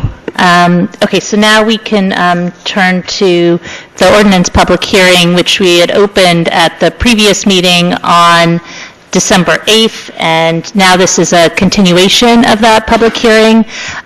So I would say if you spoke at the last public hearing, if you would maybe, unless you have something else that you want to add to the record, everything that you said at the last meeting is certainly part of the public hearing for tonight as well. But I'm going to ask council first if there's any introductory issues or statements. And just to remind everybody what we're talking about, this is an ordinance by Princeton regulating the hours of operation of restaurants, retail food establishments, retail sales, and personal services businesses on properties within or abutting a residential zone. And I'd like to reopen the public hearing for anybody who'd like to speak, and to ask that you start by stating your name and address and keep your comments to 3 minutes, please. Is there anybody who'd like to speak? And you can all line up. You don't have to wait to be called on. Good evening. Kip Pike, 47 Maple Street.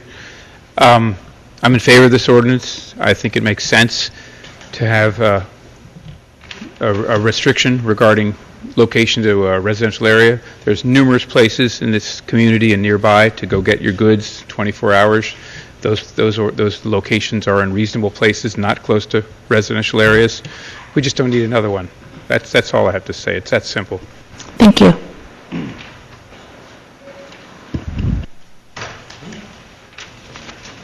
Good evening. I'm Daniel Harris, 28 Dodds Lane, and I will ask for some help with this, please.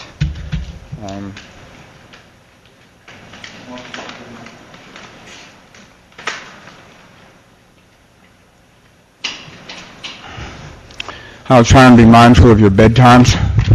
And let me also say how much all of us, again, appreciate all of the extra time that you've put in and will.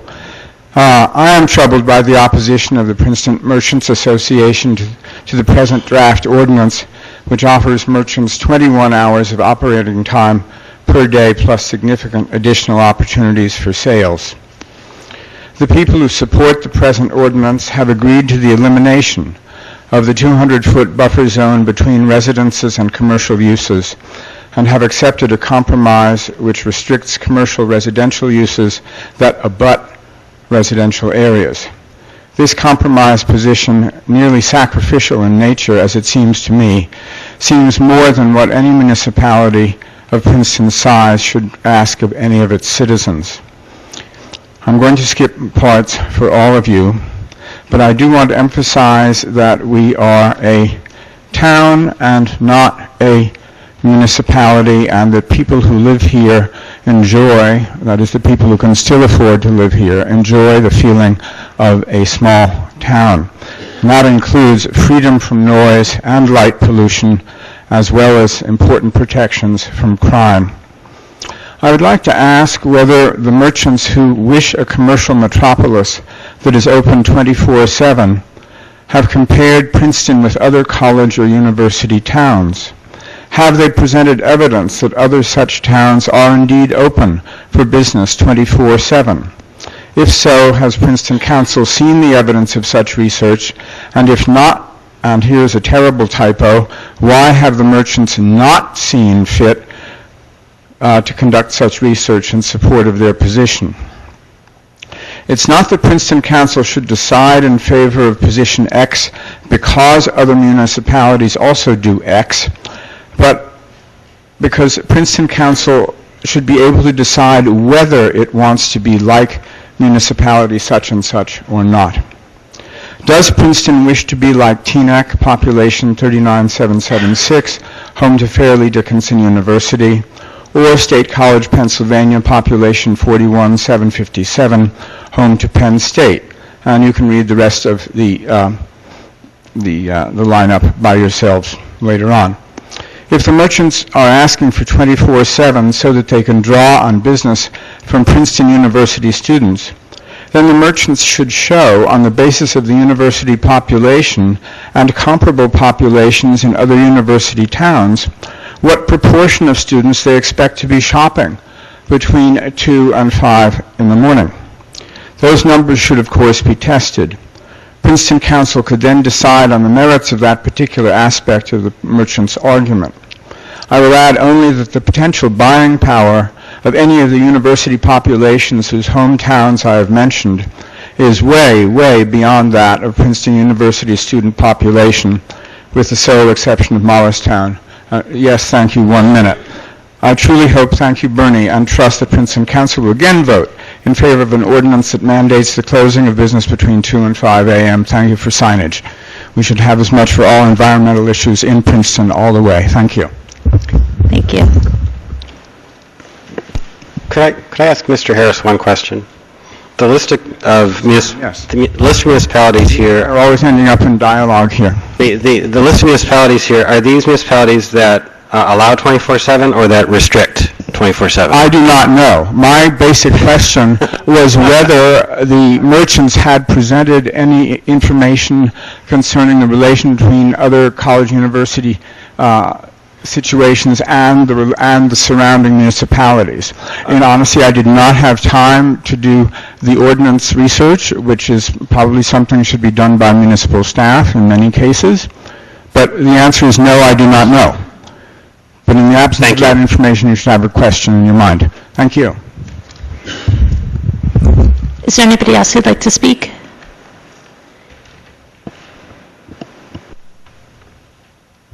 Kip Cherry, 24 Dempsey. We all want our merchants to prosper, and from what I see, by and large, they appear to be doing so.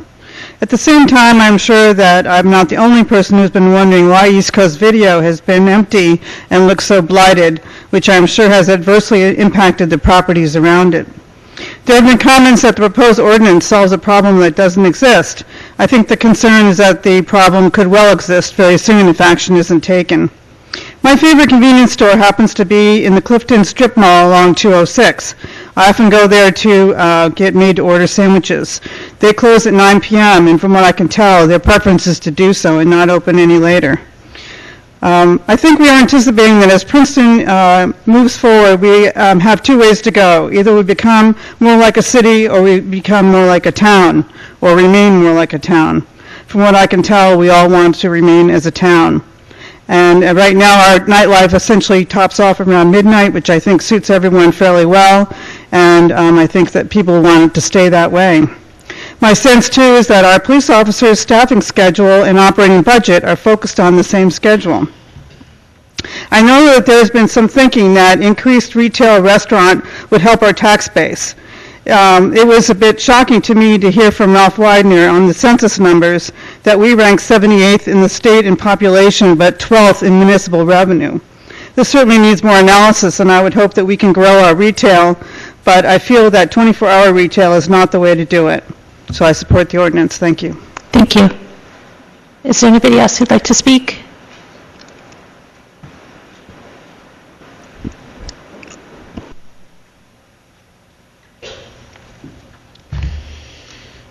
Chip Kreider, Bank Street. One of the important principles on the founding of our country was the idea of private property and to be able to own and use it.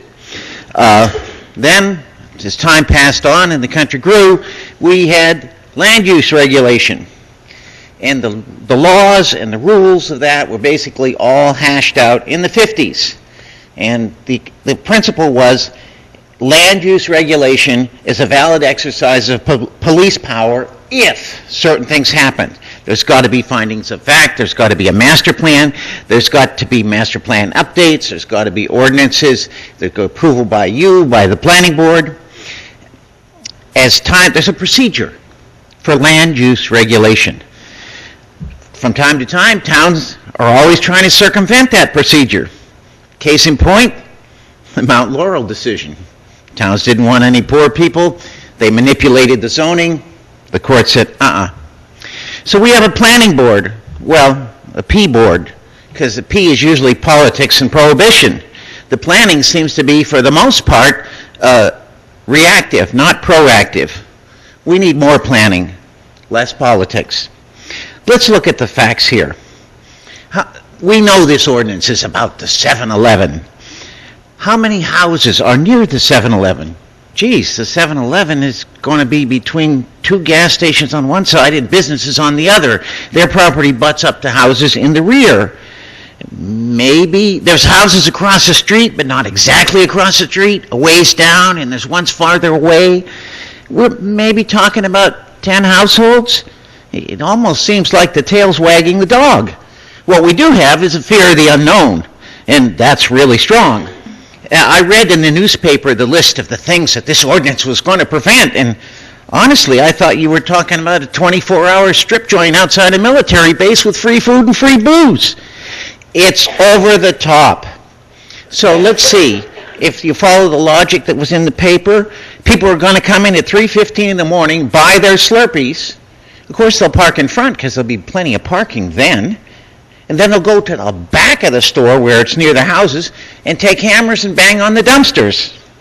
Let's be practical here. If there's going to be a ruckus, it's going to be at the bar. It's going to be earlier, or it's going to be at Hoagie Haven.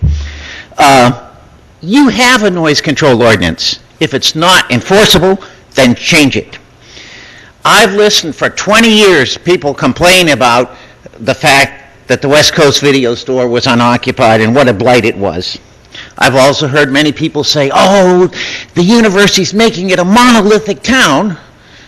And here we are sort of passing an ordinance to make the businesses monolithic. The reason I get excited about this is the exact, I can't read that, Bernie, because my glasses are off. 1 minute. 1 minute. The reason I get excited about this is the exact same thing happened to me a number of years ago. I had a business. I wanted to move to another town. I followed the zoning. The mob came out. Oh, my. Manufacturing, oh, there's going to be rivers of toxic waste down the driveway. All their children are going to be deformed. There's going to be smokestacks belching acrid smoke. And they denied me. And I took them to court. And I was there 5 times, and I won every single time. When I got to court, the judge said, the facts don't match what the fear is here. If you don't like the zoning, change it according to the proper procedure. Pretty simple. So you're trying to do land use by not doing land use. One other reason not to pass this, it's underhanded. Underhand. Thank you. Is there anybody else who'd like to speak? Last chance before we close the public hearing. I was just going to say, I saw Mr. Carnival come in late. We're having the public hearing. Did you have anything you wanted to say? You'd have to come to the microphone. We're continuing from the last meeting, though, so you don't have to repeat. If you spoke at the last meeting, you don't have to speak again tonight. I spoke at the last meeting, and basically I'm saying don't pass this ordinance. I'm really affected because I'm developing housing right next to it, and I don't think it's a problem. I'm afraid that whenever laws like this are passed, they're fear-mongering, and if there's a problem, you have the power to change it. So let it go. If a problem arises, you can change it. As far as my neighbors are in the area that were so afraid, we have to remember, to be fair, that that area was called Gasoline Alley. There was gas stations everywhere in the area. My building was a dealership since 1929. They repaired cars with all that entails, smells and oil and noise and this and that. So the people that bought the houses in that area, they knew what they were buying. And since then, it's been improved a lot. And we want to keep improving. And I want to say one more thing to this council. My family, the Bratman families, have been in Princeton for a long, long time.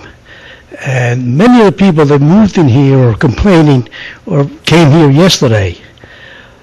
That's the one thing. The other thing is, it seems to me that the big boys, Avalon Bay, Princeton University, and other big operations, get what they want, no matter who complains.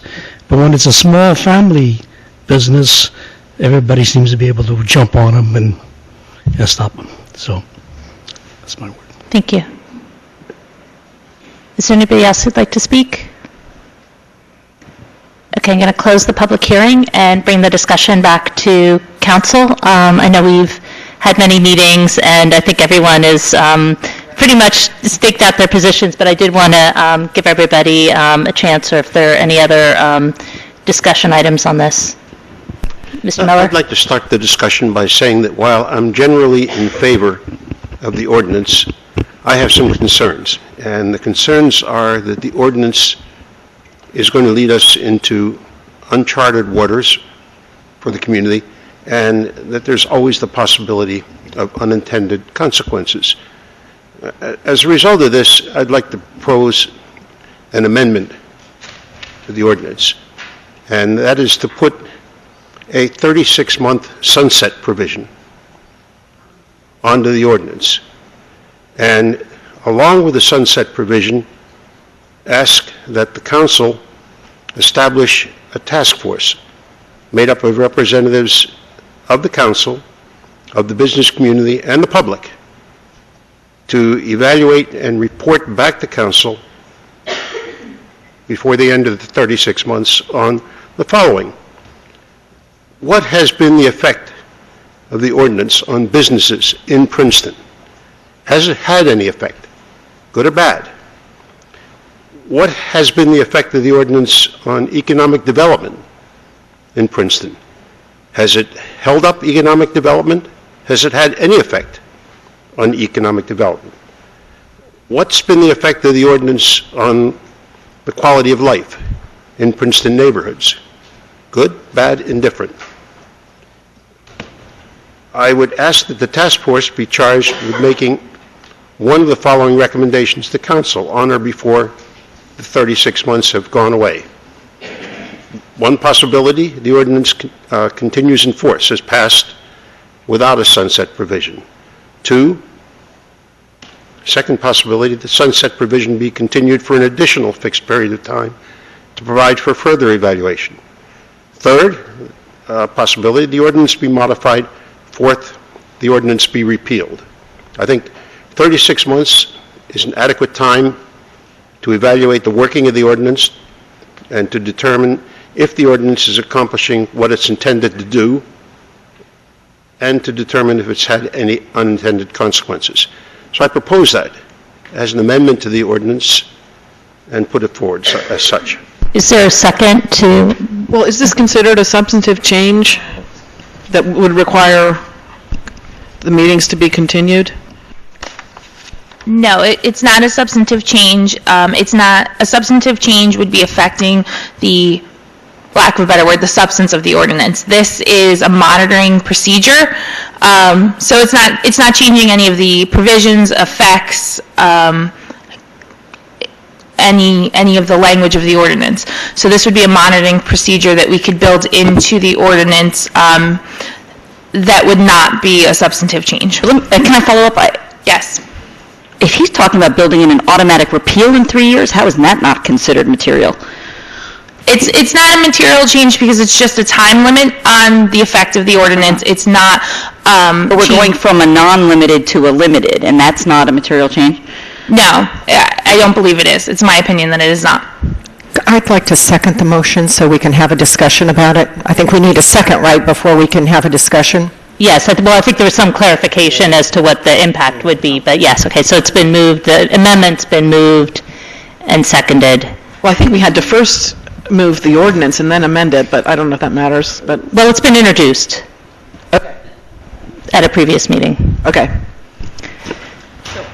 I'll jump in, and Bernie, I think I like the ideas underlying what you're proposing, but would suggest a modification that I could support. I mean, I think we do want to revisit this. I think we do want to revisit what we do constantly and think about how things are working. And we've talked about establishing some processes for looking ahead and at the business climate in Princeton and building our tax base. And we've talked about even creating a committee to do so.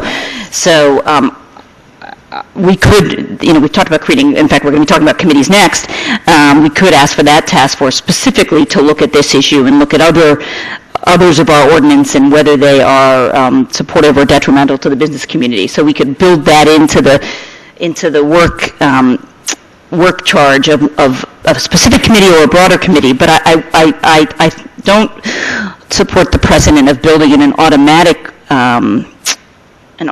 repeal because it takes away the certainty that I think we've heard people want to have, especially businesses. So my sense is that we want to commit, and I would commit, of course we don't know who's going to be here in 2017, but commit to take it back up again and revisit it. But the precedent of building in, I'm not aware of an ordinance where we've ever built in an automatic repeal. And so would have some concern about that, but really like the idea of committing to revisit it and monitoring its impact. Yeah, Mr. Lieberman? Yeah, I think it's great to revisit. I think that's extremely important. Bernie, you named the three items. Was that a must for your amendment, the repeal part, or? I know that you named it, but I thought you was naming three different items or three different ways that the committee could go. I believe I named 4 ways that the committee could go, or the group that is put together to work on this. And by the way, I think that this is a little different from many things that we consider because it affects not only the public who live in residential areas, but it affects businesses, not only in one specific part of town, but in other parts of town. And the 4 points that I made are, one, that the ordinance continue in force as passed without a sunset provision. In other words, we come up to the 36 months, the committee comes back to council and says, we've looked at this and we recommend that the ordinance continue without a sunset provision. Two, that we need more time to evaluate it, so we move the sunset provision forward. Three, that the ordinance be modified. And I'm not quite sure what the modifications might be at this point, but the recommendation might be to modify the ordinance.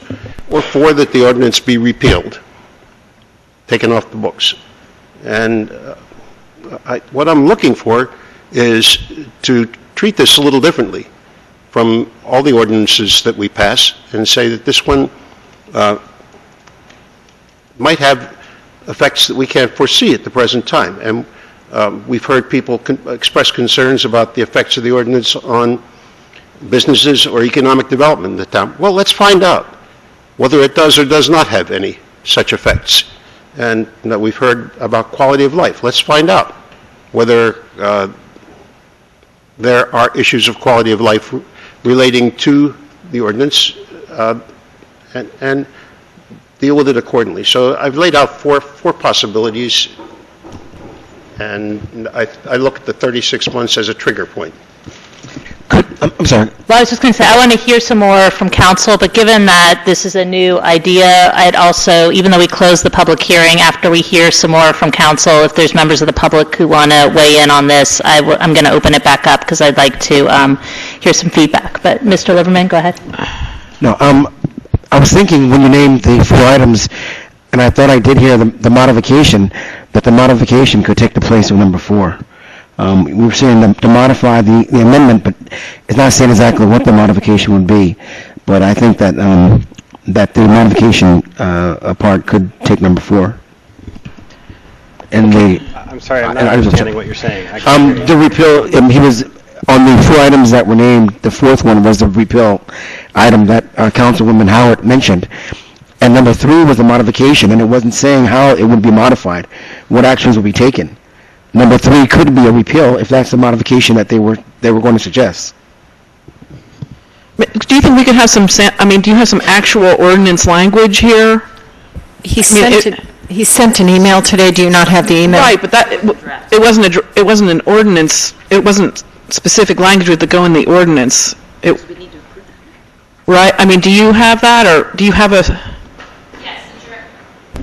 draft of the ordinance with Mr. Miller's suggestions was circulated earlier today. I can read you the language that was proposed. Okay. Do you want me to hand up my copy? I'm happy to do that. Could we have copies made? Or maybe you might as well read it out loud. Can you read it so everybody hears it? Yeah. So, the sunset provision provides, this provision of this ordinance shall automatically terminate and become null and void on the last day of the 36th month following the date of its adoption, unless readopted, modified, or extended by the Princeton Mayor and Council. The task force language is as follows. There is hereby established a task force that shall include representatives of the business community and the public to evaluate and report to the mayor and council on the following. 1, the effect of this ordinance on businesses in Princeton.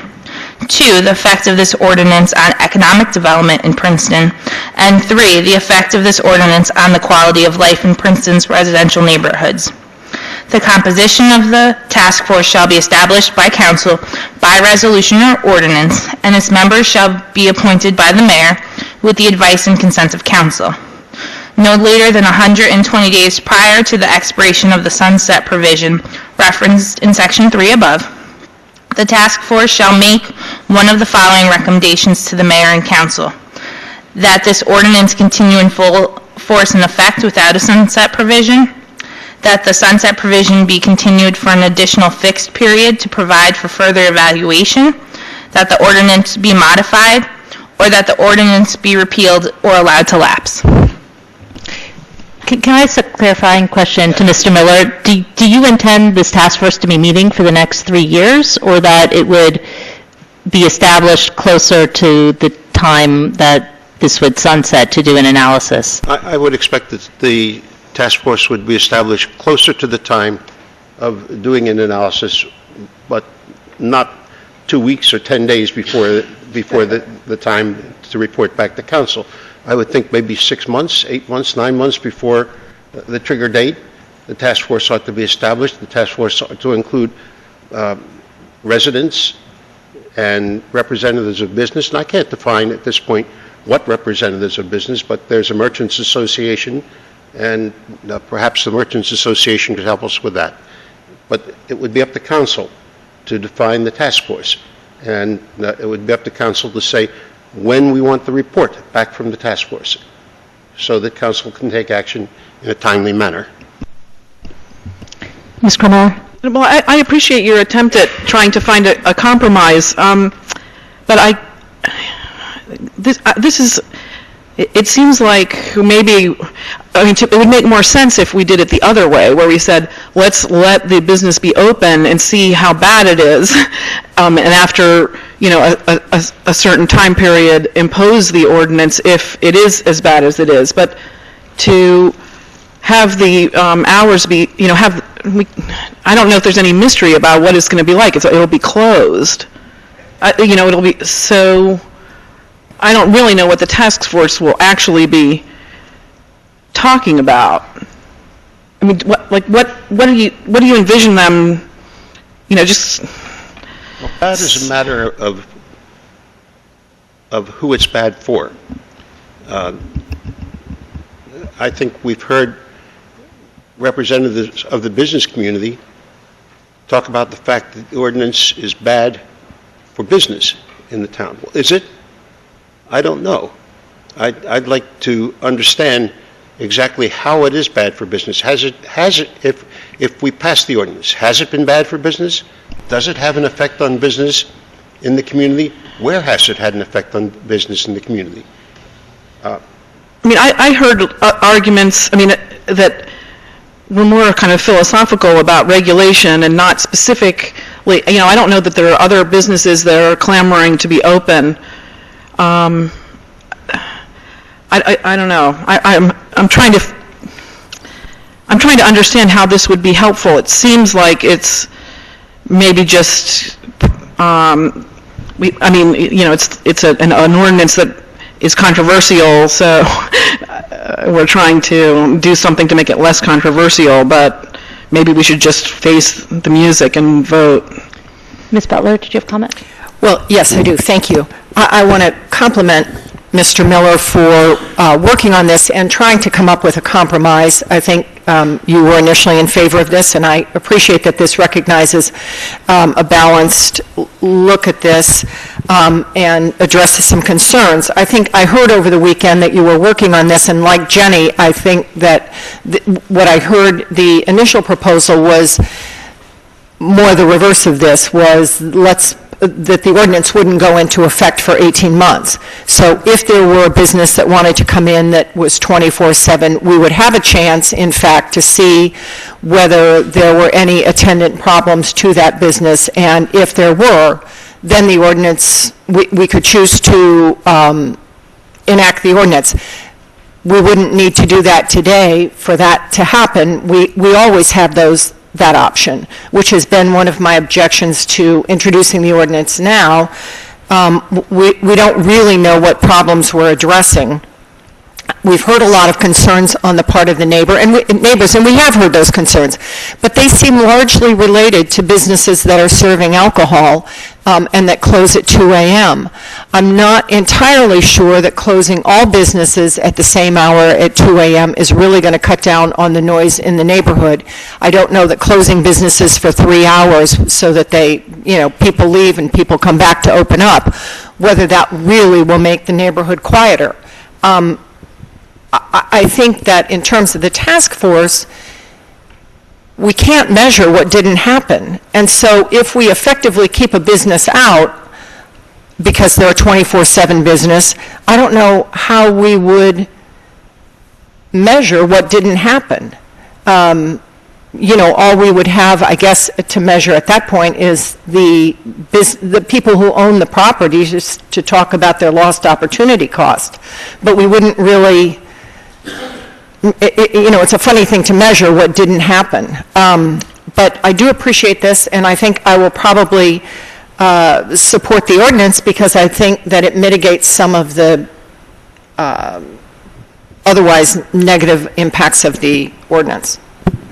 Yeah, wait, the amendment, you mean you'll support? Yeah, I'm sorry, I would support the amendment. Mr. Simon, did you have a comment? Yeah, I want to start by also thanking Council President Miller for working on trying to find a solution that is a middle ground between the positions that had been staked out previously. I am considering supporting the amendment and then the amended ordinance. I do have a couple of questions for Mr. Miller since he missed the last discussion. One is, if the amendment doesn't pass, could you communicate your position on the ordinance? And the other is, a request that came up last week in your absence was the whether we could exempt the shopping center, the entire central business district, and the Clifftown area, and so